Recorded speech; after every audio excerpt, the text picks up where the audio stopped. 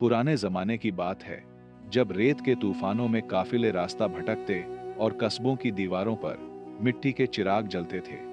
एक दूर दराज बस्ती में लोग अल्लाह की नेमतों का शुक्र अदा करते और सादगी से जिंदगी बिताते, मगर एक लालची चोर उनकी खुशियों को बार बार छीन लेता।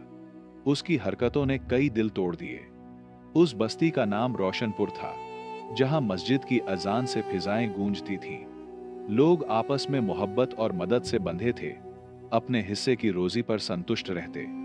लेकिन उस चोर की चालाकियां उनके अमन को चुनौती देती थीं। लोग दिल ही दिल में दुआ करते कि इंसाफ हो। उस चोर का नाम कोई नहीं जानता था।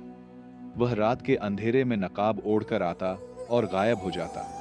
लोग उसे काल परछाई कहने लगे, क्योंकि वह साए की तरह खामोशी से आता और सब कुछ लूटकर चला जाता। उसकी गिरफ्तारी रोशनपुर वालों का सपना बन गई थी। एक रात मस्जिद के इमाम मौलवी नूरुद्दीन ने नमाज के बाद बस्ती वालों को जमा किया। उन्होंने कहा, शुक्रगुजारी हमारा सबसे बड़ा हथियार है। नाशुक्री दिल को अंधा कर देती है। बस्ती वालों ने ठान लिया कि वे शुक्रगुजारी और मेहनत से अपनी जिंदगी चलाएंगे, चाहे काल परछाई कितनी भी कोशिश कर ले। इस दौरान काल परछाई दूर खड़ा उनकी बातें सुन रहा था। उसने मन ही मन हंसी उड़ाई और सोचा कि उनकी शुक्रगुजारी का इम्तिहान लेना चाहिए। उसने फैसला किया कि वह बस्ती की सबसे कीमती चीज चुराएगा, ताकि उनका सब्र टूट जाए। अगली रात हवा में अजीब सा सन्नाटा था। चांद की हल्की रोशनी मस्जिद के मीनार पर पड़ रही थी। काल परछाई बस्ती के किनारे पहुंचा और बेगम सायरा, एक सम्मानित बेवा औरत के घर की तरफ बढ़ा। सायरा के घर में एक छोटा सा संदूक था, जिसमें उनकी सालों की मेहनत की जमा पूंजी थी। सायरा ने कई बार अल्लाह का शुक्र अदा किया था कि उनकी मेहनत से रोजी बढ़ रही है, मगर उस रात काल परछाई ने वह संदूक चुरा लिया। सुबह रोशनपुर में मातम छा गया। हर दिल में दुख था, लेकिन जुबान पर सब्र। मौलवी नूरुद्दीन ने समझाया, यह हमारी आजमाइश है। अगर हम नाशुक्री करेंगे तो हमारा ईमान कमजोर हो जाएगा। हैरानी की बात थी कि सायरा ने भी आंसू पोंछकर कहा, अल्लाह ने दिया था, उसकी मर्जी है, शायद इसमें कोई भलाई हो।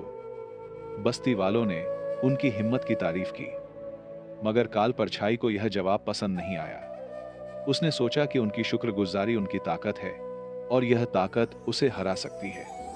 उसने फैसला किया कि वह दोबारा वार करेगा, ऐसा कि उनकी उम्मीद भी टूट जाए। रात के अंधेरे में काल परछाई अपनी छिपने की जगह पर गया। उसने हंसी उड़ाई, मगर दिल के किसी कोने में एक अनजानी बेचैनी जाग उठी। शायद सायरा की शुक्रगुजारी की गूंज थी जो उसके दिल को छू गई, मगर उसने उसे नजरअंदाज कर दिया। अगली आजमाइश नजदीक थी। अगली शाम रोशनपुर के आसमान पर लालिमा बिखर रही थी। बच्चे खेलते हुए काल परछाई के किस्से धीरे धीरे सुनाते। हर चेहरे पर उत्सुकता थी कि वह अगला वार कब करेगा। मस्जिद से अजान की आवाज गूंजी और दिलों में उम्मीद की किरण जागी। मौलवी नूरुद्दीन ने नमाज के बाद फिर हौसला दिया, शुक्रगुजारी दिल के जख्मों पर मरहम है और नाशुक्री इंसान को अंधेरे में धकेल देती है। लोग एक दूसरे को देखकर हल्की मुस्कान देने लगे, मगर अंदर ही अंदर सबको डर था। काल परछाई उस वक्त पास की पहाड़ी पर बैठा बस्ती को देख रहा था। वह सोच रहा था कि उनके दिल कैसे तोड़े जाएं। उसने नामलिंग के फैसला किया कि इस बार वह मस्जिद का सदका खाना लूटेगा, ताकि बस्ती का ईमान हिल जाए। उसके इरादे पहले से ज्यादा खतरनाक थे। रात गहरी हुई और बस्ती सो गई। काल परछाई नकाब ओढ़कर मस्जिद के पास पहुंचा। चांदनी में उसकी परछाई डरावनी लग रही थी। मस्जिद के दरवाजे पर लगा चिराग टिमटिमा रहा था, जैसे वह भी अल्लाह की पनाह मांग रहा हो। चारों तरफ सन्नाटा था, सिर्फ हवा की सरसराहट थी। उसने सावधानी से सदका खाना खोला और सिक्के उठा लिए। तभी उसकी नजर दीवार पर लिखे लफ्जों पर पड़ी, शुक्रगुजार दिल ही अल्लाह के करीब है। एक पल को उसका हाथ रुक गया, मगर लालच ने उसे आगे बढ़ा दिया। वह अंधेरे में गायब हो गया। सुबह खबर फैली कि मस्जिद का सदका खाना लुट गया। लोग हैरान थे, मगर किसी ने नाशुक्री नहीं की। सबने अल्लाह का शुक्र अदा किया कि जाने महफूज हैं। एक बच्चा, छोटू, बोला, शायद अल्लाह हमें कुछ सिखाना चाहता है। सायरा ने भी तसल्ली दी, माल वापस आ सकता है, मगर ईमान का नुकसान कभी पूरा नहीं होगा। उनकी बातों ने कई दिलों को मजबूत किया। बस्ती वाले समझ गए कि यह आजमाइश उनके लिए एक पैगाम है। काल परछाई दूर से यह सब देख रहा था, मगर उसका दिल संतुष्ट नहीं हुआ। उस रात उसे अजीब सी बेचैनी थी। सायरा के लफ्ज उसे याद आ रहे थे। उसने अपनी बेचैनी को जोर से दबाया और फैसला किया कि अब वह आखिरी और सबसे बड़ा वार करेगा जो उनकी शुक्रगुजारी को तोड़ दे। अगले दिन रोशनपुर में सन्नाटा था। लोग अपने कामों में लगे थे, मगर हर दिल में दुआ थी। बच्चे भी खेलते हुए धीरे धीरे बात कर रहे थे। मौलवी नूरुद्दीन ने मस्जिद में ऐलान किया, अल्लाह हमारे सब्र को देख रहा है।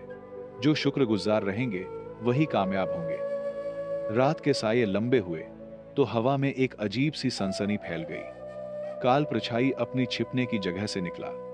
उसके कदमों में अजीब सा बोझ था। वह जानता था कि इस बार की आजमाइश सब कुछ बदल देगी, मगर उसे नहीं पता था कि इसका अंजाम कितना हैरान करने वाला होगा। रोशनपुर पर उस रात अजीब सा सन्नाटा था। हवा जैसे रुक गई हो और सितारे धुंधले दिख रहे थे। बस्ती वाले चिराग जलाकर सो गए, मगर उनके दिलों में काल परछाई का डर जिंदा था। हर कोई अल्लाह की पनाह मांग रहा था। पहाड़ी पर काल परछाई बैठा बस्ती को घूर रहा था। उसके दिल में गुरूर और बेचैनी की जंग थी। उसने सोचा कि अगर वह मस्जिद का कीमती कुरान ए पाक चुरा ले तो बस्ती की रूह टूट जाएगी। मगर दिल के एक कोने में हल्की सी हिचक थी। रात के आखिरी पहर में काल परछाई बस्ती में उतरा। गलियां खामोश, दरवाजे बंद, मस्जिद की रोशनी मध्यम थी।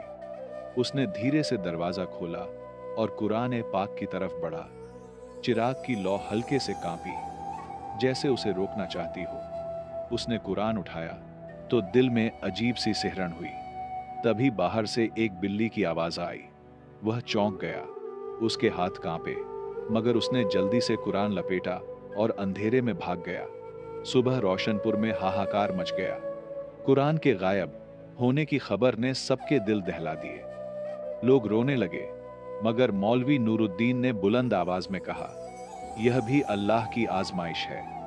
शुक्रगुजारी छोड़ दोगे तो ईमान की बुनियाद हिल जाएगी। सायरा ने भी सबको दिलासा दिया।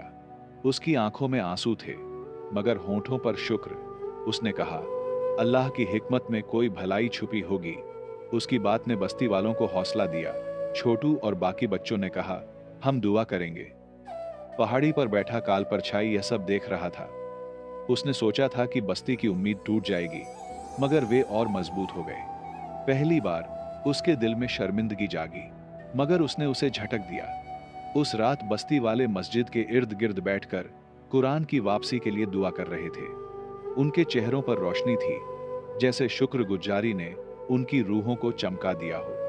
काल परछाई के दिल पर बोझ बढ़ने लगा। वह बस्ती के किनारे खड़ा देर तक उन्हें देखता रहा। पहली बार उसे लगा कि शायद उसने कुछ ऐसा छीना है जिसे लौटाना जरूरी है, मगर उसकी अना ने उसके कदम रोक लिए। रात के आखिरी पहर में काल परछाई अपनी छिपने की जगह पर बैठा कुरान के नूरानी पन्ने खोलकर देखने लगा। उसका दिल पिघलने लगा, मगर उसने फिर खुद को रोका। वह नहीं जानता था कि अगला पल उसकी तकदीर बदल देगा। फज्र के वक्त रोशनपुर पर हल्की रोशनी बिखर रही थी। मस्जिद से अजान ने सन्नाटा तोड़ा। बस्ती वाले उम्मीद के साथ वजू कर रहे थे। हर दिल कुरान की वापसी की दुआ में डूबा था। सायरा ने टूटे दिल के बावजूद नाश्ता तैयार किया और कहा, अल्लाह की हिकमत हमारी समझ से बड़ी है। मौलवी नूरुद्दीन ने कहा, ईमान मुश्किलों से कमजोर नहीं होना चाहिए। पहाड़ी पर काल परछाई ने जागती आंखों से रात गुजारी। कुरान की रोशनी ने उसकी आंखें खैरा कर दी थीं। हर आयत उसके दिल पर दस्तक दे रही थी। उसने सोचा कि यह किताब जिसे वह चुरा लाया उसकी जिंदगी का सबसे कीमती खजाना बन गई है। दिन भर सायरा की सब्र भरी आवाज उसके जहन में गूंजती रही।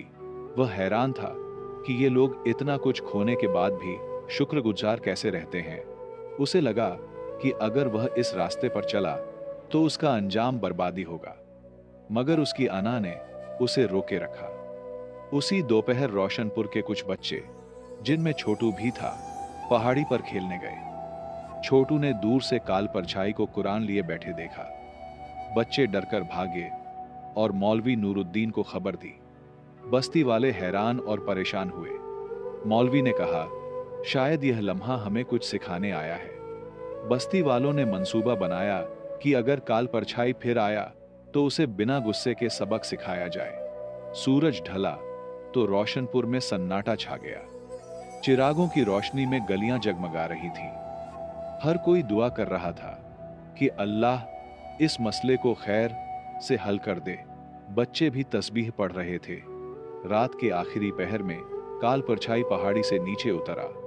उसके कदम भारी थे, दिल कांप रहा था। वह कुरान को सीने से लगाए मस्जिद के करीब पहुंचा। चारों तरफ सन्नाटा था, जैसे कायनात इस लम्हे की गवाह बन गई हो। बस्ती वाले खिड़कियों से झांक रहे थे। सायरा की आंखों में आंसू थे, मगर होंठों पर दुआ।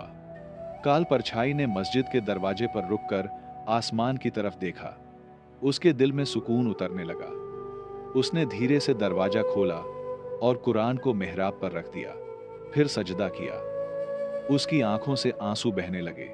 उसने पहली बार दिल से अल्लाह का शुक्र अदा किया, मगर उसे नहीं पता था कि असल इम्तिहान अभी बाकी है। सुबह सूरज ने रोशनपुर को सुनहरा कर दिया। मस्जिद में कुरान देखकर लोग खुशी से रो पड़े। अजान में नया जोश था। सायरा ने आंखें बंद कर शुक्र अदा किया और बच्चे खुशी से चिल्लाए। मौलवी नूरुद्दीन ने कहा, अल्लाह ने हमारी शुक्रगुजारी का इनाम दिया। यह इनाम सिर्फ चीज की वापसी नहीं, बल्कि हमारे दिलों की मजबूती है। बस्ती वाले खुशी और हैरत के बीच खड़े थे। पहाड़ी के पीछे काल परछाई सब देख रहा था। उसके दिल में सुकून था, मगर डर भी।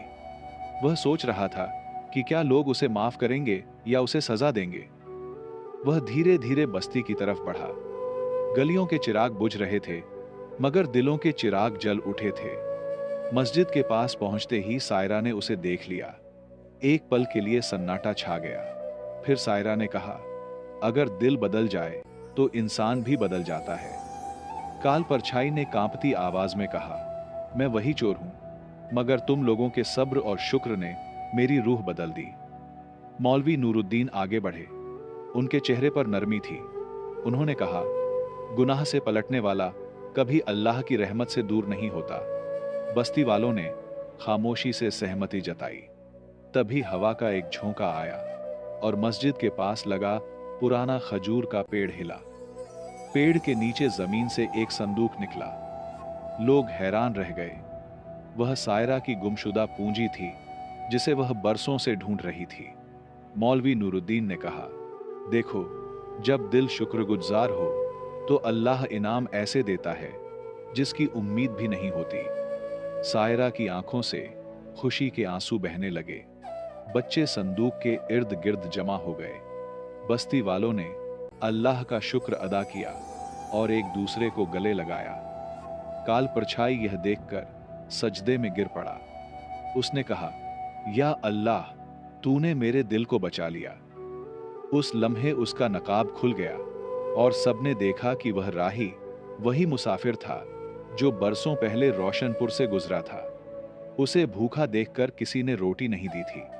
मौलवी नूरुद्दीन ने समझाया, इंसान के दिल में जख्म लग जाए तो वह भटक सकता है, मगर शुक्रगुजारी और नरमी उसे वापस ला सकती है। रोशनपुर वालों ने राही को माफ कर दिया। उसने वादा किया कि अब वह अपनी जिंदगी भलाई और खिदमत में लगाएगा। उस दिन के बाद रोशनपुर में नई रोशनी फैल गई। राही मस्जिद का खादिम बन गया। वह सायरा के घर की मरम्मत में मदद करने लगा और बच्चे उसके पास बैठकर कहानियां सुनते। कहानी का सबक यही था कि शुक्रगुजारी दिलों को जोड़ती है, गुनाहों को मिटाती है और इनाम हमेशा अनपेक्षित होता है।